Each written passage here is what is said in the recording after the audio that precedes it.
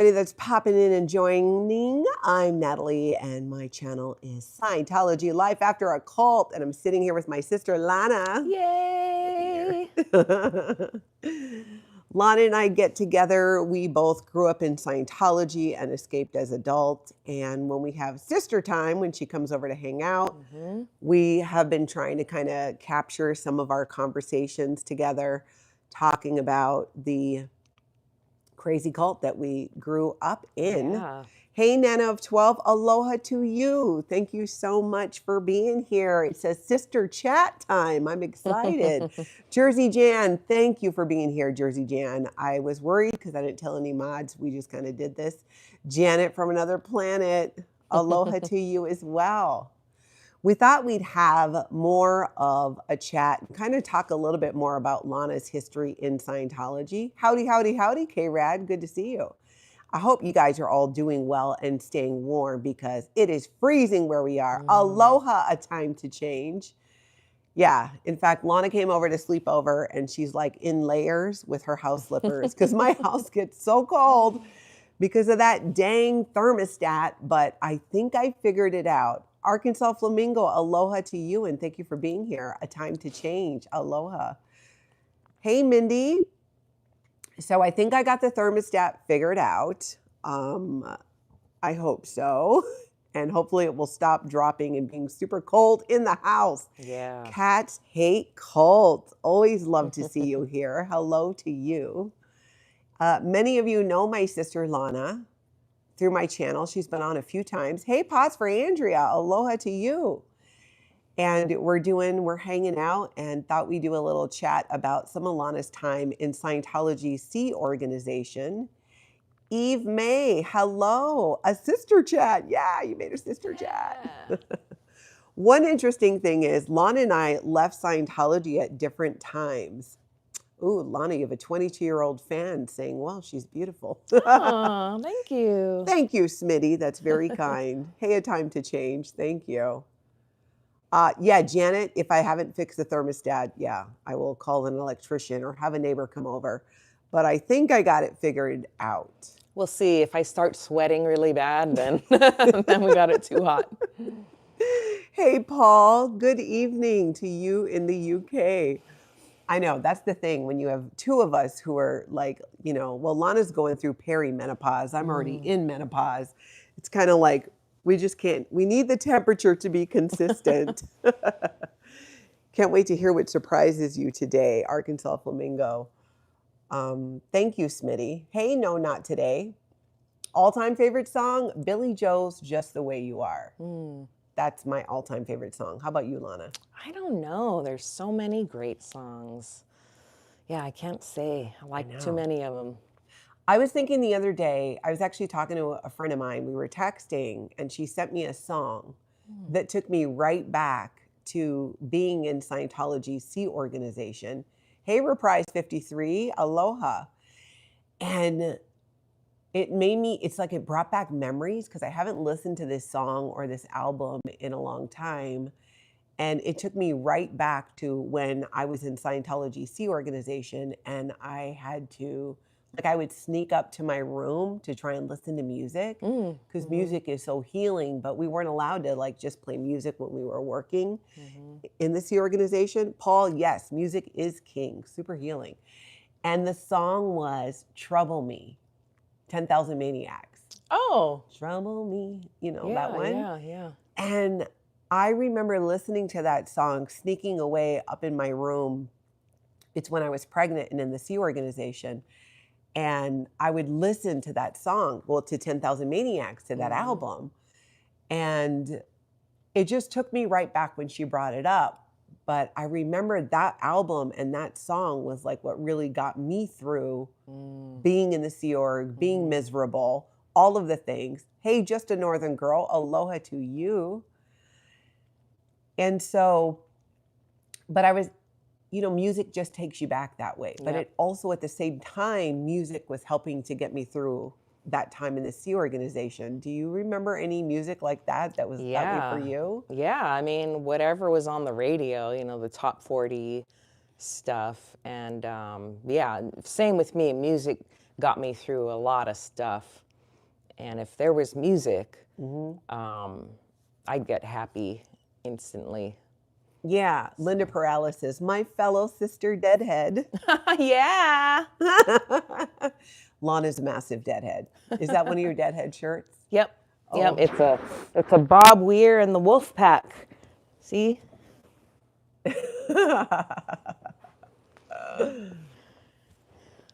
So you can remember too, listening to music and trying to, just get through. Yep, absolutely. I didn't have a Walkman or a CD player or a radio, Yeah. but when it was on around the base, it was really a happy time. Yeah. Chlamydia, your name is hilarious. How many dead shows were you able to see, Lana? Gosh, I am up to probably the 60s right now. Wow. So 60 something dead shows. Yeah. That's awesome. Paul, Lana does play a little bit of ukulele. And she sings as well. Yeah. Eve says, love her gray locks of hair, and yours too, Natalie. My 54-year-old head is fully gray and I love it. Yeah, Lana and I are both growing out our gray. Yeah, trying to get to your spot. That's right, trying to get it to it all out. Well, I guess you can't because the window behind me is so bright, you can't see it here now, but I've got a lot of mine coming out. Oh,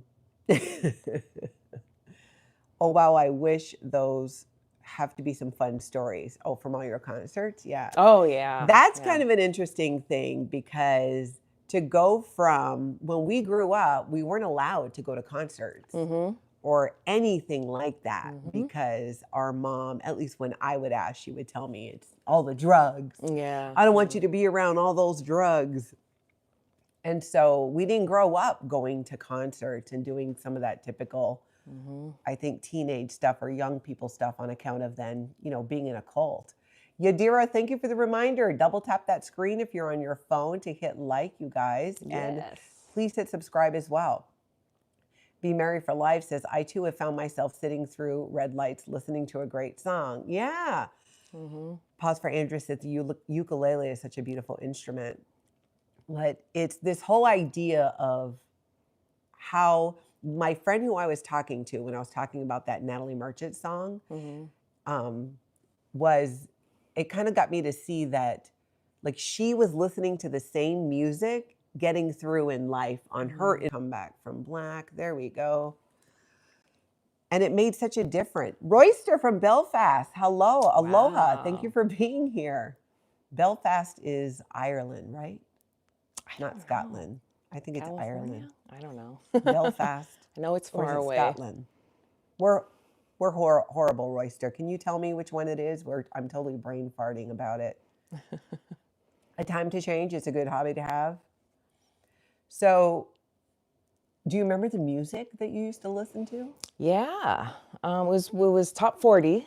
Yeah. So I particularly liked hip hop, Yeah. R&B, and even like Bon Jovi. So, Yeah, I remember that. Yeah.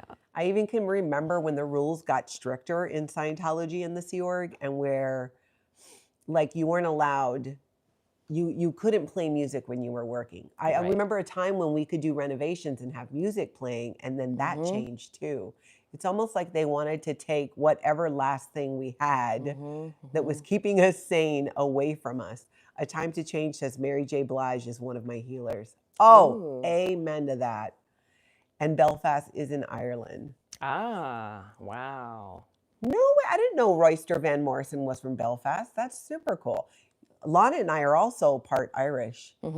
Our grandmother on our mother's side, her people came from Ireland. Yep. Karen, I'm so glad you made the live. Welcome.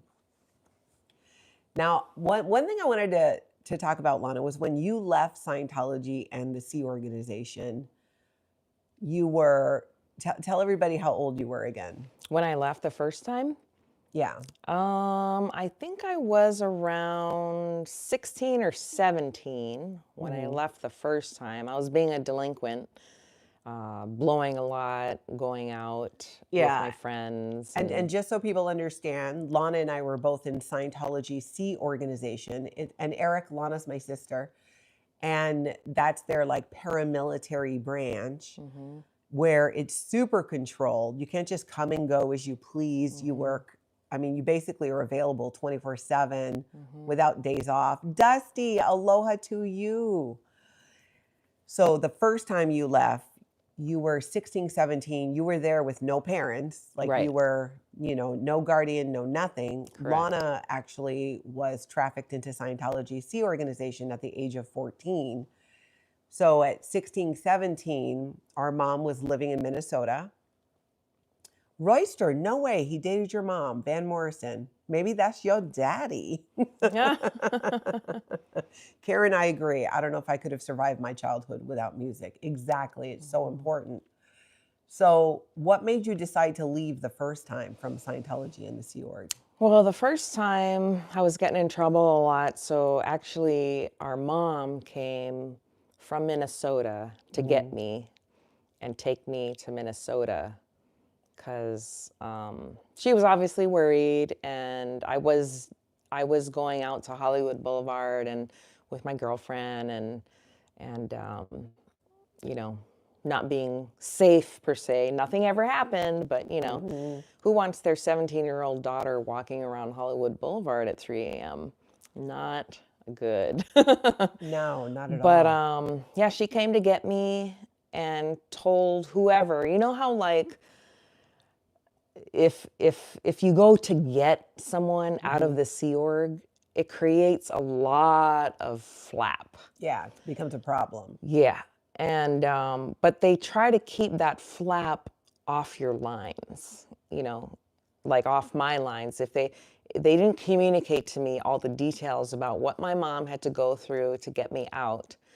And she just basically told security, this is my daughter, she's a minor, and I'm taking her, period.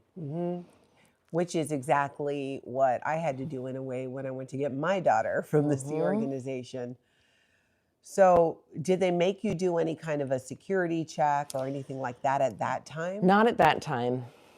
I guess she had every right to do it, Yeah. And so not at that time. And then I moved to Minnesota for probably 5 months. And then I got a call from someone on the PAC base saying that, well, you never routed out properly, so you need to come back and do that. 5 months later. So yeah, and so they said, we will pay for your ticket to come back to LA if you come back to come back. But if you just want to come back to route out, then you have to pay. And I was bored at the time. I was working for my family's trophy shop. And I'm like, well, I guess I can go back, I'll go back. What Which did is mom really think dumb. about that at the time? Do you She didn't remember? have an opinion. She never told me what her opinion was. She just said, okay. And they paid for the ticket. So I went back, and then I don't recall if I got a sec check or not when I went back. And that's in Scientology, that's a security check where you are interrogated about what your crimes are. And because Scientology believes that if you want to leave Scientology, it's because you have crimes or you're committing sins. They call them overts in Scientology. Yeah, so I don't see why I didn't, but I don't remember doing it either. Yeah. Aloha, So- Mak. Thank you for being here. So when you go back, you went back. What happened? So I go back, you have to do all these tests, like the IQ test, the personality test, the aptitude test. Yeah, I forget what else, but those are the three mains. So I did all my tests, passed with flying colors. Then I had to redo my EPF. And that's the Estates Project Force, which basically, you guys, if you think about boot camp, it's like boot camp for members of Scientology Sea Organization. So they made you do it again? Yeah, redo the courses. There were 5. So were you on the full-blown Estates Project Force? So you were doing courses and then doing physical manual labor at the same time? Yes. And that only took me a couple of weeks. Because you had already done the whole program once Right. before. Exactly. Yeah. And yeah, so then after that, I just went on post at the Pacific Base Crew org. And What do you remember what your job was when you first came back? I was the SEALs comm. So she was the commanding officer's communicator. So think executive assistant to the person in charge of that organization. Yeah. And was Franco Bernardi? Yes. He was the commanding officer at the time. Yeah, he was. He was a good boss. Yeah, I remember thinking fondly of him. I don't remember thinking, there were a couple of them that were like, ugh. Yeah. But he seemed pretty genuine. Yeah, he was. I hope he's out of Scientology. I hope so too. It's funny how we know these people from our past and we have no idea on a lot of them if they're still in Scientology or if they left. So you go back to the Sea organization, you have to redo the boot camp. You're there on your job doing your thing. And what happens next? Didn't you get married somewhere in there? Yeah, a little while after I went back, I was 17, so then I had to turn 18 to get married, I remember. Because you didn't have a parent there to sign off on it. Yep. And so I would say probably 6 months, because it might have been summertime when I went back. And then I turned 18 in December. And then we got married in January or February. So, yeah, I got married, and we were married for about 5 months-ish, 5-6 months. And I got pregnant right away. And I didn't know that I was pregnant. And I don't even remember thinking, wow, I didn't get my period. Yeah. I just continued with my Sea Org life and paid no attention to any of that. Do you think that because, growing up the way that we did and in the Sea organization, even though there would be teenagers there getting married as teenagers, nobody really has like the talk, right? Right. Did anyone ever talk to you about birth control? Nope. Nobody talked to me about birth control. Nobody talked to me about the actual, commencing the marriage. Is that the right word? Commencing? Commensurating, actually being intimate when you get married. Yeah. Hey, Joe Buchanan, good to see you. So you get married. You don't know anything about how babies are made. I mean, you have a general idea. Right, yeah. So you didn't even know that you were pregnant. Hey, Susan P. Yeah, I didn't. And I was getting fatter, my stomach was getting bigger. How far along were you before you realized you were pregnant in the Sea organization? About 5 months. Whoa. Yeah. And then, like I said, my pants were getting tighter, and I guess I don't really remember the moment that I realized I was pregnant and what to do about it. But I did go to Franco Bernardi, my boss, and told him when I did realize. The marriage. Yes, Monica, thank you. Thank you very girl. much. Karen, thank you as well. Yeah, so, I mean, can I talk about that? Consummating? Yeah, you can. I hated it. I hated it. Was that the first time you had sex? Yes. So when you got married at 18 in Scientology Sea organization, you had never had intercourse before. Nope. And it was the first time with your husband. Right. And it sucked, I didn't enjoy it. And I didn't know what to do. So I didn't like it at all. Yeah. And when my husband and I finally got to leave, I did do a sec check. A security check and interrogation. He did too. And we both did the routing form to leave. This is after you were pregnant. Yep. And we got into a big fight the day we left, and I was really strong because I was working in the galley. Yeah. And so I'm picking up, 50-pound boxes and throwing them in the truck on the way to the airport, and we're arguing, and I'm like, he said something like, like, well, so-and-so said you just got married for the sex. I'm like, well, if that's true, I want a divorce. So your husband at the time was trying to tell you that you only married him for sex? Yes. And crappy sex at that. Yeah. So I'm like, I want a divorce then. But anyway, we didn't get a divorce at that time. How did you find out that you were pregnant? Being that you went 5 months not knowing you were pregnant. I cannot remember that conversation, who I had it with. Was it my husband? I don't know. I really don't, like, I blocked it out. Yeah, because a lot of people, by 5 months, you can feel the baby moving sometimes. I don't recall that. Yeah. Well, you wouldn't be the first teenager to not know that she was pregnant. And I guess the bonus to not knowing you were pregnant until you were 5 months pregnant is there was no pressure by Scientology in the Sea organization for you to end the pregnancy. There was. What? My boss, Franco, asked me to consider an abortion. And, I was like, well, my mom's going to kill me if I get an abortion. So that's off the table. And, he got really pissed, and of course, yeah, and for those that don't know, members of Scientology's Sea organization sign a billion-year contract to come back lifetime after lifetime to work for Scientology. And you are not allowed to have children. If you choose to have your child, you have to leave the Sea organization.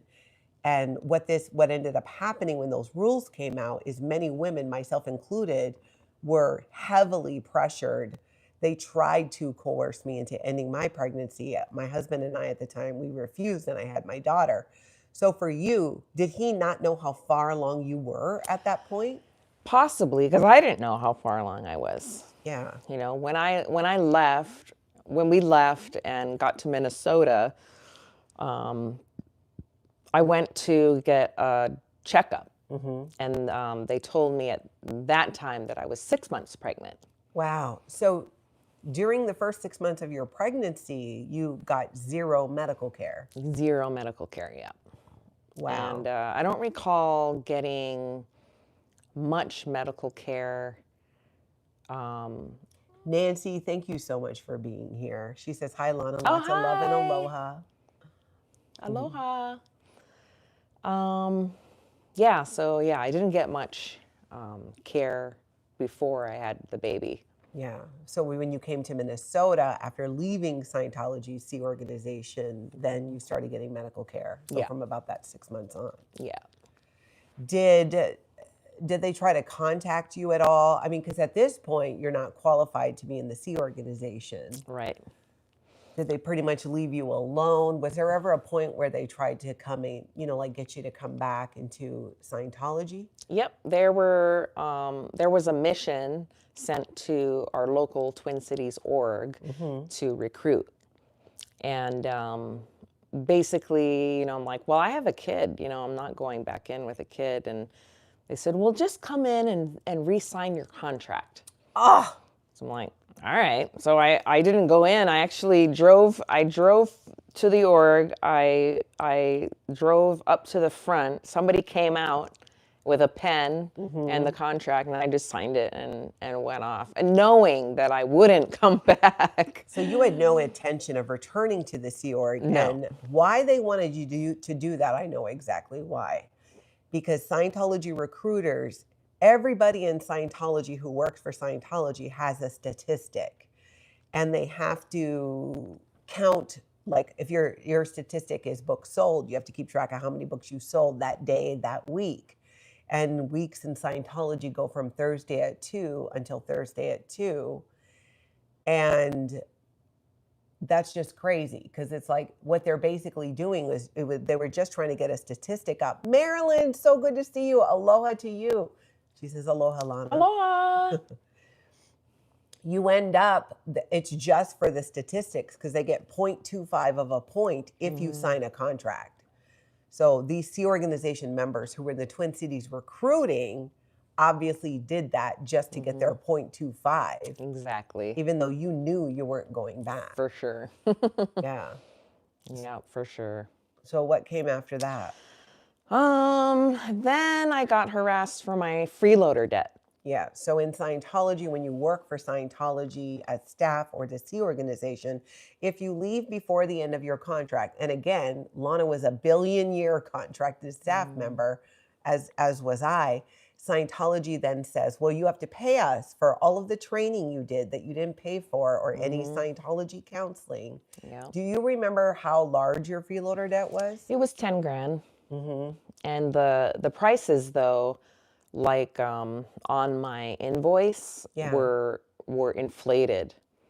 So I had to call and get some things lowered. But yeah, it was about 10 grand. Yeah. And so my goal was to pay that off, and then they wouldn't bother me anymore. Yeah. I would have no ties, nothing hanging over my head. Yeah. And you believed at the time that you had to pay off this freeloader debt. I did. And I want to make it clear for people who are watching, the freeloader debt, as Scientology calls it, is not enforceable by law. In fact, it's often illegal. You cannot charge people for training for their job. That'd be like you go to work at 3M and they do some on-the-job training, and 6 months later you quit and they bill you for it. Yeah, yeah. Most of my courses were full hats. Just for your job. Just for my job. Yeah. And Ethan, I think almost everybody thinks Scientology is a scam, except maybe Scientologists. Yep. Hey, Anon, welcome in. So you have this freeloader debt that you're convinced you have to pay, and you're doing so in part so that they leave you alone. Yes. I'm planning that this will solidify my exit from Scientology, and so yeah, I paid it off, and then I got left alone for a while. But I believe at the time, or just before I paid it off, I was volunteering at the local org until there was an event, and the HCO person. So that would be like HR. It's the Hubbard Communications Office, but in Scientology, that's the equivalent, the closest thing that we had to an HR department. Yeah, he kicked me out, basically, of the org. He said that I wasn't in good standing. Oh, this was before I paid off my freeloader debt. Because he said, well, you're in bad standing with the church because you have a freeloader debt. Yeah, and that is a lot of how Scientology tries to bully people into paying this fictitious freeloader debt, is by taking away their good standing in Scientology.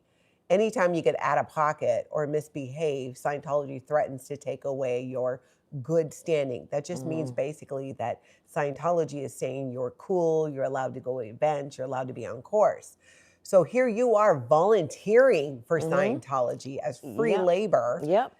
And because you still have this freeloader debt, you get told that I wasn't in good standing and I couldn't be in the org, which was totally false. I believe Mom wrote a knowledge report about it. Yeah. And just because you have a freeloader debt doesn't mean you're in bad standing with the church. I wasn't declared or anything. Yeah, it's another way to basically blackmail people into paying it, because if you're not in good standing with Scientology and you have friends and family in Scientology, as we did, well, what ends up happening is you can't really do anything. It's like it interferes with you having these relationships. It's a constant threat.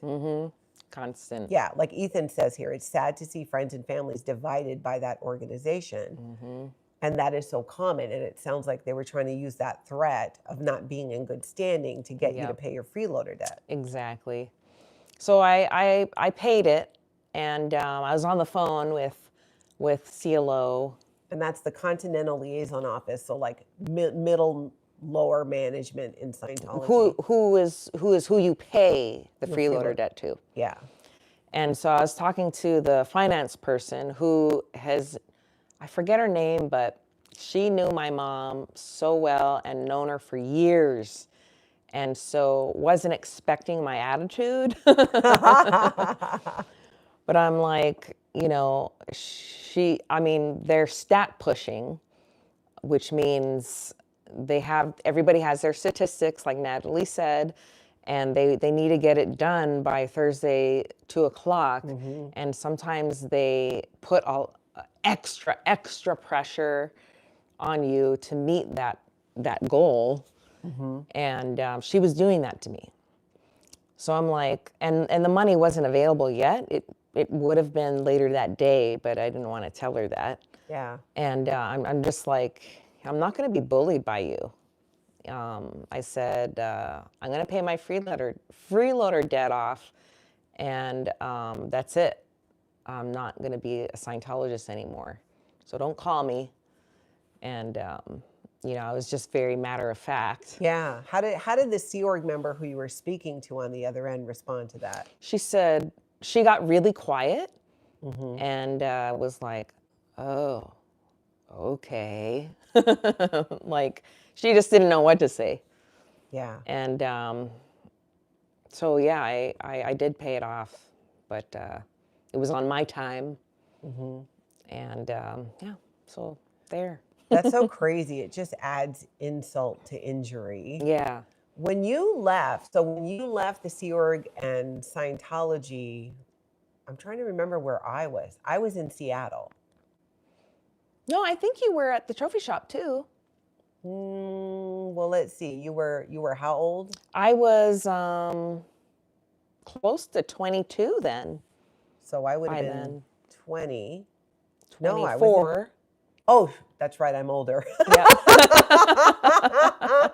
You're right. 24, I would have been in Minnesota. So by then, I had left the Sea Organization myself as well. Ginny, thank you so much. Aloha to you as well. Aloha. Yeah, that's right, Mock. And they let someone with that sass onto gold base flunk. Totally. Totally. That's why she wasn't on the gold base for that long. And for those that don't know, the gold base is Scientology's secret international headquarters that anybody with Google Maps can find, but Scientologists themselves are not allowed to know about. So you get this freeloader debt paid off. How were you feeling in terms of, breaking free from just the mental control and the brainwashing from Scientology? Because you were alone in this to a degree, because me and Mom and the rest of the family were still in Scientology. Yeah. But you already made the decision that you were leaving. Right. How was that mentally for you? It was tough because I didn't know at the time that Mom wouldn't disconnect from me. Yeah.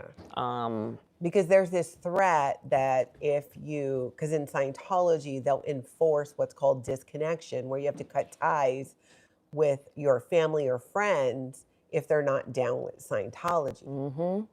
Correct. And so, and they were telling me too that I couldn't talk to anybody about it. And I guess for respect reasons for my family who still were in Scientology, I didn't want them to get any grief about it. Marilyn has a great comment. What organization works people so hard for free, then charges them to leave? Only Scientology. Yeah. Amen, Marilyn. Well said. So what was I talking about? When you were leaving the mentality of leaving Scientology, because when we got into Scientology, I was 5, you were 3. Yeah, and I felt very confident that I was going to leave Scientology, but yeah, I didn't want to cause any ruckus for the rest of the family, so I kept that all to myself. Yeah, because we didn't know that they were threatening you. That Scientology was actually threatening you with disconnection. Right. So after I paid my freeloader debt off, I felt like I was free. And then shortly after, the president of the Church of Scientology at the time, Hebert Jentz, was on Dateline, and he had lied about a project they were doing to bankrupt the Cult Awareness Network. Yeah. And I didn't know that doing that, like purposely going after an organization and to bankrupt them so you could buy them out, you know, like that's what the church's plan was. Yeah. So, and he lied about it So, in yeah. Dateline. The president of Scientology at the time, Heber Jens, was on Dateline saying that he was questioned about the Cult Awareness Network, and he just denied that Scientology bankrupted it and then bought it. Yep. Even though we know for a fact that's what happened. Yeah, exactly. But Scientologists aren't allowed to look that information up for themselves. They're not. But tell everybody how we knew that was true. Oh, we knew it was true because our mom was on the project to do that. Every, it's called OT committee. Yeah, it's like the PTA for Scientology. Yeah, each individual Scientologist in your OT committee, all over the world, and I mean all over United States, would put in their applications to be members of the Cult Awareness Network. Of course, they get denied because they're a cult. Yeah. And then they all sued individually the Cult Awareness Network for discrimination. That's how they got the Cult Awareness Network to bankrupt. Exactly. They tried to pretend like they wanted to be part of it, but the Cult Awareness Network recognized that this was Scientologists and what they were doing, and then they turned around and sued them for discrimination. Yep. And so they bought, a Scientologist got the Cult Awareness Network, you know, an 800 number you can call to find out about any kind of cult. It didn't have to be only Scientology. Yeah. But, you know, Scientologists are then answering the phones. Yeah, so then it's taken over by Scientology, the Cult Awareness Network, yet nobody besides Scientology and probably people, the Cult Awareness people, Cult Awareness Network people themselves knew that this is what was happening. And I remember our mom was involved. Do you remember exactly what she was doing on that project? Our mom was not a staff member. She was a Scientology volunteer. And I think she attended some conferences. Do you remember what else she did? She went to Cult Awareness Network conferences. Yeah. Her and a small group of Scientologists went. To try to get turned away. Right. To prove that they were, quote, discriminating. Exactly. Yeah. But instead, they were at this banquet, and the Scientologists were sitting at their own, like, 10-person table. And I think it was Tori Magoo? Tori Magoo. Tori Crispin, yeah. Was there. She was already not a Scientologist. Yeah. And got up to make a speech. No way. Yep. Yep. So I remember our mom talking about that and saying that Tori was just smiley and happy, and our mom kind of felt like she was just faking it. So, but Wow. yeah, Tori was there, and yeah, and then Scientologists weren't allowed to watch if Scientology's in the news, you aren't supposed to watch that. Yeah. So when Heber Jens was on, it was an act of rebellion to even watch it, and you're watching him lie about it. Jersey Jan's asking, is the Cult Awareness Network still around? And if so, is it run by the Cult of Scientology? You know, I'm not sure, Yeah, but I'm it not probably sure wouldn't be either. hard to find out. Right. We could probably Google it. Yeah. Robot Rabbit, you're losing a dear friend to Scientology. Honestly, my advice is to just continue to be a friend. If you push too hard, you'll lose the friendship. But if you try to maintain that relationship the best you can when they come to their senses, you are the person they will turn to. Right. Because Scientology wants to isolate members, including new members eventually, and cut them off from their friends and family. So the more you can stay a friend to that person, when the time comes that they wake up, you'll be right there. Because trust me, it will happen. They will have doubts. But a big reason people don't leave Scientology is because they have nowhere to go or no one to go to, because Scientology isolated them for such a long time. Yeah, and then all your friends are Scientologists. And, you lose all your friends. Yeah. So you see Heber Jens lie about this whole thing. And for you, that was when you were like, yeah, no, I'm done. Yeah, it was a deal breaker. Yeah. Did you talk to mom about it at all? I believe I did. What did Yeah, and she I say? was complaining about that he lied, and I don't want to be a part of a group where my management is lying to the public about their activities Yeah. that are illegal. So she kind of didn't do anything about it. She didn't report you. She didn't report me, Yeah. and I'm sure she was questioned by the church after I approached the church with my disagreements. So how did you go about approaching Scientology with your confronting them on where you just heard the president of Scientology on Dateline lying about the Cult Awareness Network takeover? Well, I told the church about it, and of course I had to do conditions. And in Scientology, they make you do multiple steps to get back into their good graces, which involve making up any perceived damage that you cause, stuff like that. Yeah. So I don't know if any of you have ever done the doubt formula, but that's when you're in doubt of which group you want to be in. Yeah. So you do this formula, and it's supposed to help you make a decision about which way you want to go. And mine was very clear. I was like, I don't want to be a part of a group that lies to their public about illegal things they're doing. And so I did the doubt. Part of the doubt formula is to, what was it? Decide who are ones. No, that's liability. Without bias. Yeah, you're supposed to look at the pros and cons. Yeah, right? with no bias. Decide based on the greatest good for the greatest number of dynamics. Exactly, exactly. So I did inform that. oneself honestly of the statistics. Yes. So you have to look at both groups and look at their statistics. Yeah, so mine was the Church of Scientology or being a WOG.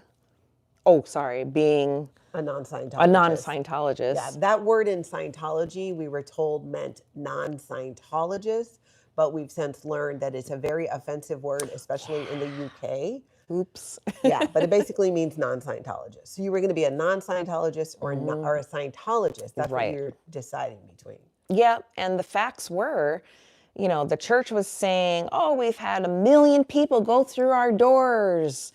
And yet only there were 1,100 OT8s. Yeah. And that's operating Thetan level 8, which is the highest level someone can attain in terms of Scientology auditing or their counseling. Yeah, and so it seems really odd to me that out of 1 million people, you only have basically 1,000 people at the top of your bridge. And that was like, something's wrong. Yeah, it just doesn't add up. It doesn't make sense. It's something that as Scientologists, we really are not allowed to question. We were not allowed to question it. Yep. And I spoke to our stepdad at the time about that. Which one? Corey. Oh, okay. And he didn't have anything to say about it. Is it crazy that I have to ask which one? Yeah, I know. Was it Grandpa Dad? Was it the first stepdad? Was it the last one? Yeah. So you spoke to him about it. Yeah, I pointed out that, here's the non-biased look at everything. Yeah. And he didn't have anything to say about it because he knew I was right. Yeah. And then his argument was, well, the technology still works. So he was obviously going to remain a Scientologist. Yeah. And I'm like, well, it doesn't because of what I just said, but whatever. Yeah, exactly. There are so many brain twisters in Scientology to remain. Kiara, Grandpa Dad, was our first stepdad who got our mom into Scientology. She was married to him for about 7 years. Our second stepdad. No, he was our second stepdad. But yes. Our first stepdad she was married to. Yeah. Our mother ended up divorcing him and marrying his dad, who had been our grandpa for years. That's why I always call him Grandpa Dad, because it's a way to separate out the different stepdads. And for those of you that do a drinking game, every time I say Grandpa Dad, cheers to you. Woo!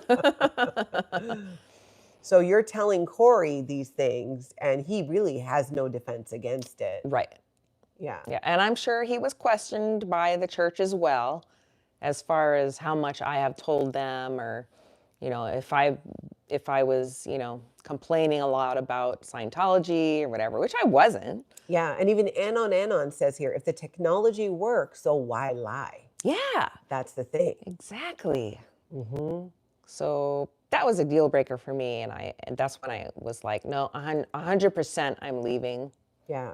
So Did you ever tell our mom that you were leaving Scientology, or was it just, because I don't remember a time where you said, I'm leaving Scientology. I mean, it was pretty obvious you weren't a Scientologist, but I don't feel like we ever had like a sit down conversation about it. And No. it's probably largely because we weren't allowed right, to. we couldn't. Yeah, we Yeah. weren't allowed. You weren't allowed to talk about somebody leaving Scientology, even with your own family. Yep. And I mean, it's really crazy.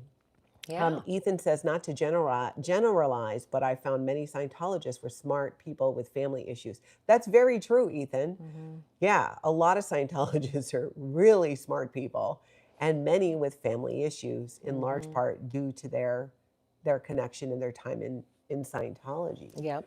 So you never really said to us, like, oh, I'm leaving. I think Right. we knew we couldn't talk about it. You knew we couldn't talk about it. So for many years, I feel like it was just this not talked about thing, yet we were still Right. close. We had all Yep. our family holidays and everything together. Yep. Yep. And I told mom too, I'm like, you know, I was like kind of born into this, and, you know, that's just not my religion. As an adult, I choose something else. Yeah. So How'd she handle that? she thought it was fine. She passed that message on to Yeah. the org here. And Yeah. so it kind of saved me in a way, her telling them that, because it was less of a sting for them. Like they could understand, oh, I guess like there's a lot of people grow up a certain religion and then as adults leave that religion. Yeah. And so that's what I said to mom. And she accepted that. Yeah, which is good. And I think it says a lot too that there are not all Scientologists are so hardcore when it comes to what Scientology wants them to do. There are many who, especially when they don't work for Scientology, they live in their own homes, they're able to come and go as they please. It's easier to create a life away from Scientology. Whereas when you're a staff member, you're there every day. Yeah. And when you're a Sea organization member, you're 24/7. So what was it like as you were, like, how did you feel? Here you were out in the world, in the real world, for the first time in your life, not being a Scientologist. It was great. Were you afraid at all? Because, you know, sometimes, I know even when I left Scientology, there was a little part of me that didn't fully let go of what they told me, which is that my life would go to crap and Oh, it'd be yeah. ruined and I'd be struck by lightning, whatever it was, that something horrible would happen because I'm withdrawing support from the, quote, most ethical group on the planet. Did you go through that at all? I went through some. So I don't think I went through any doubt about it. And then just not talking about it with you Yeah. guys was key. So I didn't really feel. I ended up with my fears of disconnection from you guys. We ended up not disconnecting, and mom was able to do her courses still. Yeah. And yeah, so it wasn't that bad. Yeah. Aloha, Martin Johnson. Yeah, and I think a lot of that was just because our family, you know, has always been close. So but I had that same fear. Like when I wanted to leave, I didn't talk to mom about it right away. RSM says, aloha, Lana. Aloha. I didn't talk to her about it right away because you kind of have to do this dance. You know, I wasn't sure that if I brought it up to her. I mean, you guys who are watching, try to imagine being in fear of talking to your own parents about, you know, not wanting to participate in this religion. It's one thing that they might get upset, but we were dealing with the possibility of never seeing our family again. Like if they reported us to Scientology and it was a problem. So I feel like that alone, I mean, and I remember like thinking that, well, mom didn't really give you a hard time. So I want to start talking to her about me leaving. And fortunately for me, for us, she was already having her own doubts about Scientology. Yeah.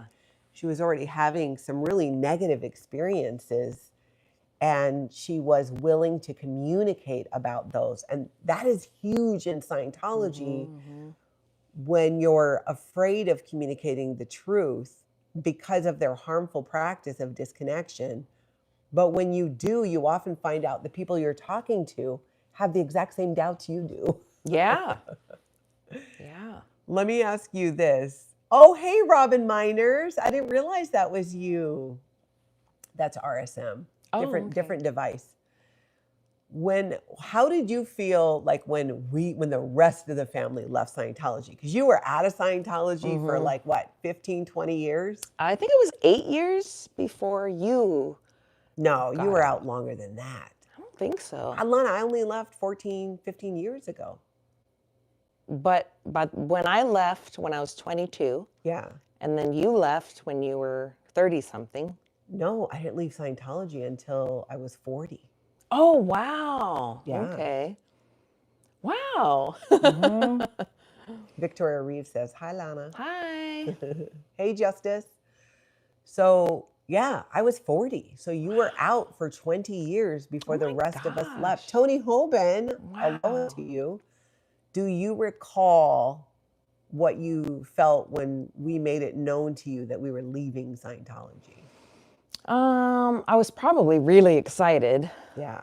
And even then, we didn't really talk about a ton of your disagreements and, Yeah. you know, we didn't really talk about it a ton.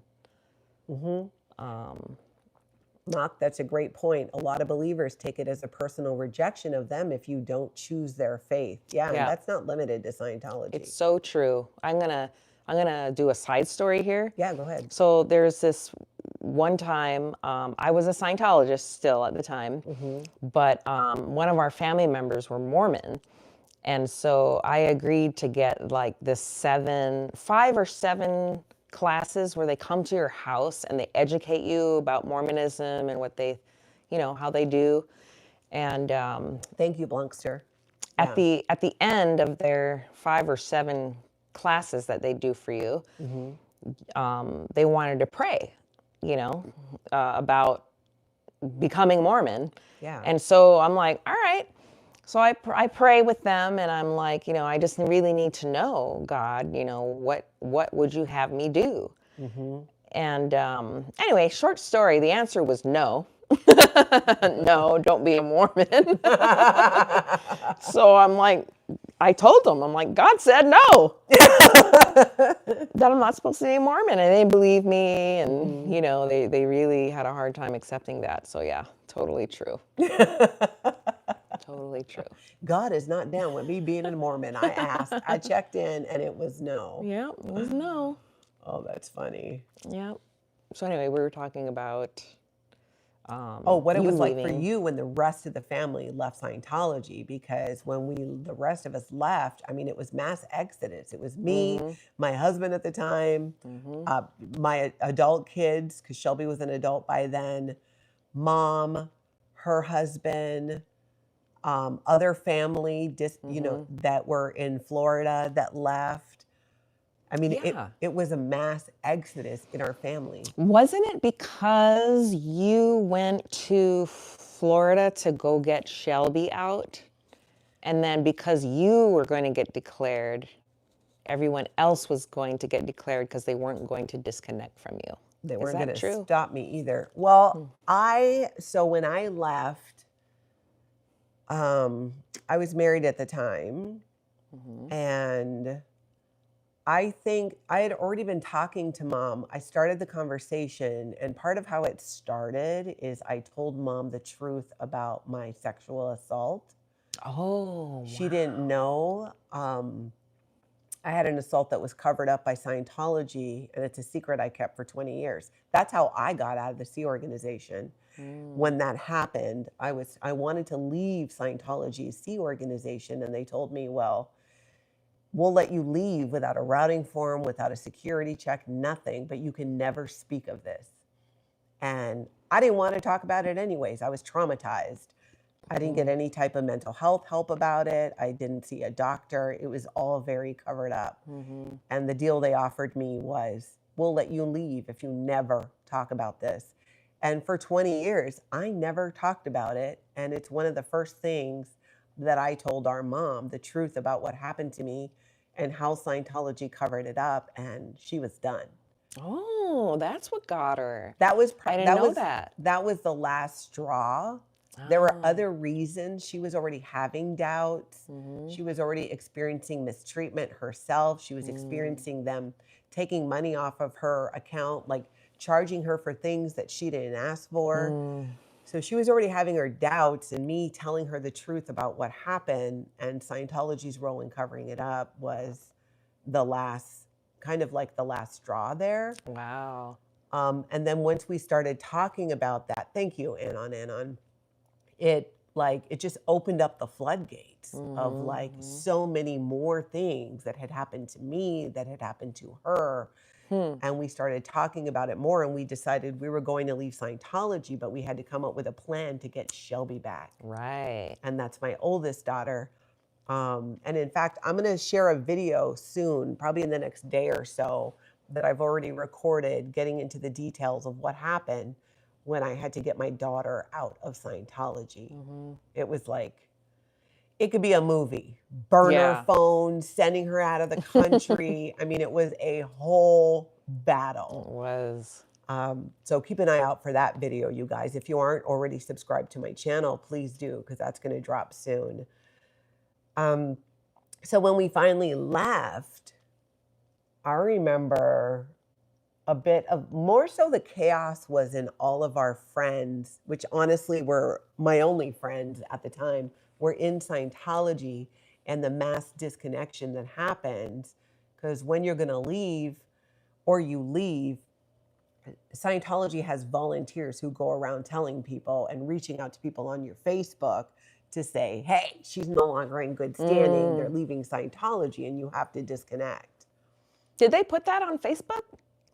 They behind the scenes, they did. They were private messaging people telling them that I wasn't in good standing. Mock, I love that. Operation Free Shelby. It totally was. It totally was. You know, one thing I kind of wanted to talk about, I didn't think we'd talk about this, but it's popping into my head, so why not? I was filling you in earlier before we started this live. I was asking you if you'd heard about the allegations against Neil Gaiman. Oh, right. And I was filling Lana in on that. Neil Gaiman is an author, and he has some serious allegations of SA against him right now. And coming out in the media is so much about Neil Gaiman's history in Scientology and his upbringing. And it got me thinking, like, how much the damage that is done within Scientology, especially when you're doing certain Scientology actions at such a young age, and the disassociation that it causes. That it, like, how much, I guess my question is this, and I don't have an answer, and maybe you guys in the chat, you have an answer, or maybe it's something to think about, is, does Scientology create people who create these kind of crimes, or were they just always going to do it anyways? Because not everybody in Scientology goes around SAing people. Right. Have Scientologists done that? Yes. But so have people in different religions. Yeah, check out the Catholic Church. Yeah, exactly. But I remember you sharing a story about something that happened to you when you were in the Sea Organization at 16 by somebody who was a member of the Office of Special Affairs. Yep. Would you mind sharing that again? Some of you may have heard this story, but I think it's relevant to kind of this whole topic with Neil Gaiman and this question that's been going through my mind of, what role does Scientology play in creating monsters? Yeah, I've been thinking about that story a lot lately. Oh, that's interesting. And I had a hard time grappling with that story because when I told it originally on this channel, Yeah. some of you in the Never Ends were saying that was a possible molestation. So the story is I was sitting in the office shared by a bunch of people. It was around dinner time. And you were how old? I was 16. Okay. And so I'm just doing my work. Most of the people had left to go to dinner, except for this one guy. And he came up behind me and started choking me. So you're sitting at a desk table, and he walks up, says nothing. Says and, nothing. And he's, how old do you think he was? He was probably in his 30s. 30s. 37-ish, kind of late 30s. Late 30s, you're 16 and alone in this room with him. Yeah. And so I thought, well, he's just playing around, you know, he's just going to be like, hey, Lana, you know, and then leave, you know.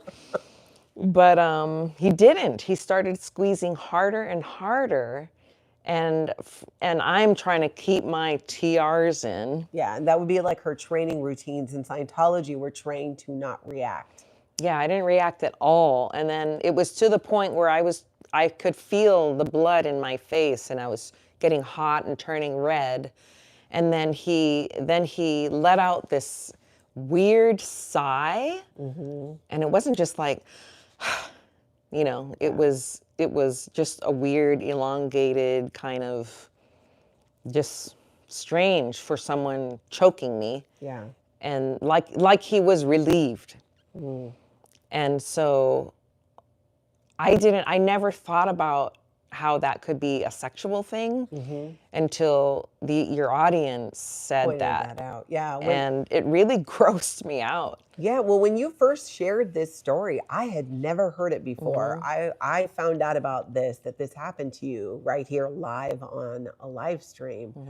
And you're right. And I think that's one of the things that when you grow up in Scientology or maybe another cult, you are so desensitized to what actually is right and wrong. Yeah. That you have rights that in Scientology were considered adults in little bodies. And we're trained to not react. Right. And I find it interesting that was your default, was to go right into that state, because we would have to sit for hours and hours and hours in front of each other, just facing somebody with your eyes open and staring at each other without flinching, without moving for hours. And then we would be what's called bull baited, where that person would then say and do things to you to try and get a reaction. And if you reacted in any way, they'd say flunk and do the same thing over and over and over again until you don't react to it. Yep. And in this moment where this guy comes up behind you and he literally strangles you, you go right into that kind of like protective mechanism of not reacting. And I relate to that because I've had moments of, you know, danger where that kind of happened to me too, where you freeze and don't respond the way you think that you would respond. In part, it's like our brains, I think, can't process that that's happening. Right. Right. Because it's so shocking. Yeah, because it's so shocking. So in that moment, but I think that's interesting. And that's kind of the great thing about sharing these stories and doing it the way, you know, like having these chats online with the chat, because she's right. You guys who've never been in Scientology but are all in on ending this cult help us have perspective with these things that happen. So when you shared that story and the chat was like, Lana, that is like assault. That is like SA. Yeah. And I agree, because the way you describe it, the way that he had that big sigh at the end is so creepy. So once he was done, what happened? He just did that weird sigh and he kind of, you know, like did that thing with his belt, you know. I don't know how to explain it, but, you know, just kind of, you know, and then he left and we never talked about it. And you never told anybody? Nope. Did you have any thoughts about it? Well, as a kid, you know, growing up in Scientology and also growing up with a very strict stepdad, grandpa dad, And the way we had to work, actually have a job at so young, I think that I was just so conditioned to take whatever abuse I was given, and not react to it, because that's how I was trained as a child. Yeah. For years, and then you go in the Sea Org, and it's like, I don't know, you don't have a voice. No one's on your side. If you tell anybody, you could get in trouble. So yeah, there was nothing. No, what do you call that? Advocate. Yeah. Yeah. Yeah. There's no advocate. If you come forward in the Sea Organization with any type of essay, you don't go to the doctor, you don't get therapy, you're not allowed to talk about it, and it's covered up. Pause for Andrea says the guy who did that to you is completely deranged. One has to wonder what else the creep has done. Yeah. Truly.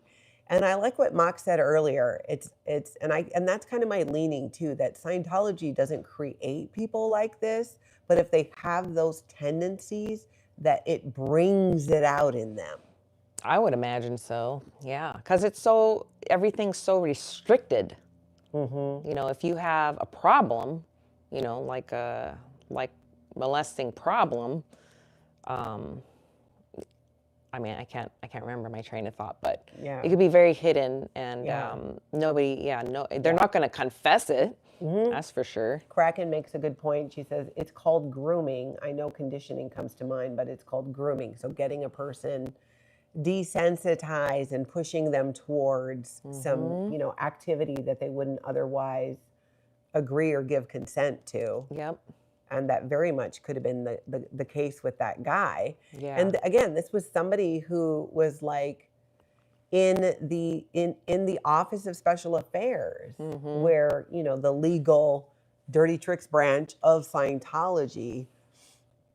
Yep. And it was, in that situation, it wouldn't be uncommon for you to be punished as well if you did tell. Yep. Totally. Were you aware of that at the time? Oh yeah. Yeah. So I just forgot it. I didn't remember it until when I came on your channel earlier on, like a year ago.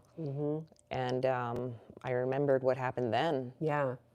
I think it's common for people who've been in Scientology, and it's probably the same with other abuse or high control groups, to not remember a lot. But when you start talking about it, it's like just peeling an onion. It's just like each layer starts to come off and you start remembering. Yeah.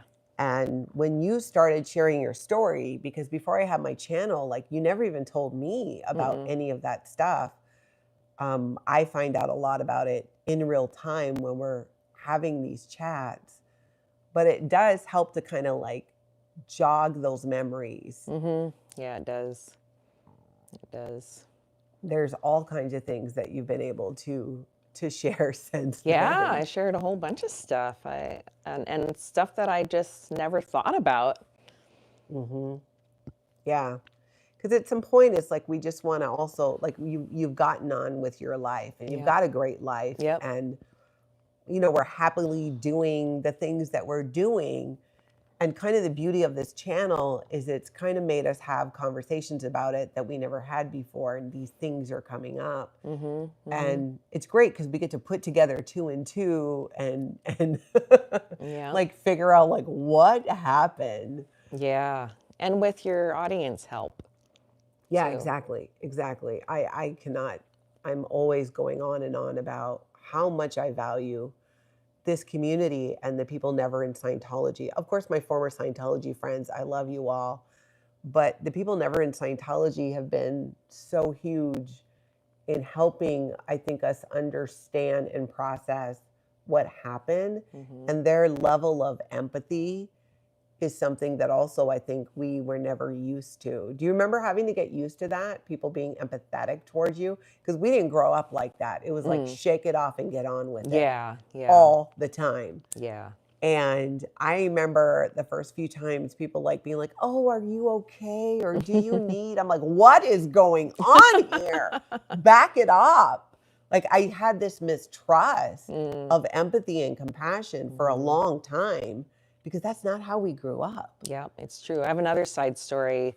I was talking to my cousin in Hawaii a year or two ago, and we had just started reconnecting because she stayed in Hawaii and Natalie and I moved to the mainland for so many years, and then we never talked, and then so we kind of wanted to reconnect. And when she was telling me about something she was struggling with, I was like, wow, that's really hard. Do you need any help? Do you want any help? And she said to me, hey, Lana, don't do that to me. What? Don't be like that. I'm like what? And she goes, don't be like that, you know, oh, do you need help? Da da da da da. She felt like, I mean, it was like I insulted her. Yeah, because she was raised in Scientology from day one and not raised with that compassion, not raised that way. So it makes sense, just like with me early on, how it felt weird and wasn't trusted. Yep, that would be her too.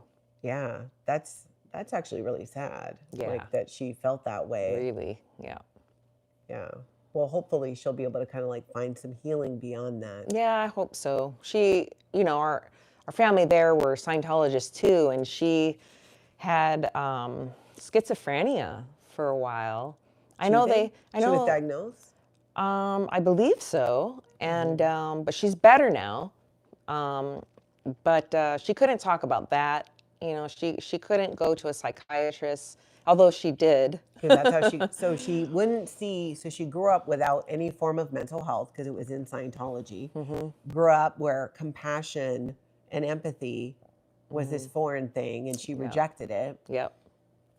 And turns out she was schizophrenic. Yep. So how long did that go? She went on like that. She couldn't leave the house. She did not leave the house, not even to take out the garbage. She had agoraphobia, like really bad, and was just completely paranoid that people were out to get her. Mainly Scientologists that were out to get her. Yeah, and so anyway, that's a whole nother story. But yeah, were Scientologists actually out to get her, or it was just part of her? I mean, I'm sure to a degree because she was in our family. She was part of our step family, so she came from a multi-generation. She would have been a third-generation Scientologist. Yeah, and to keep the story short, because it's kind of a long story with her, but long story short, she got sent to her Scientologist aunt in California to get straightened out.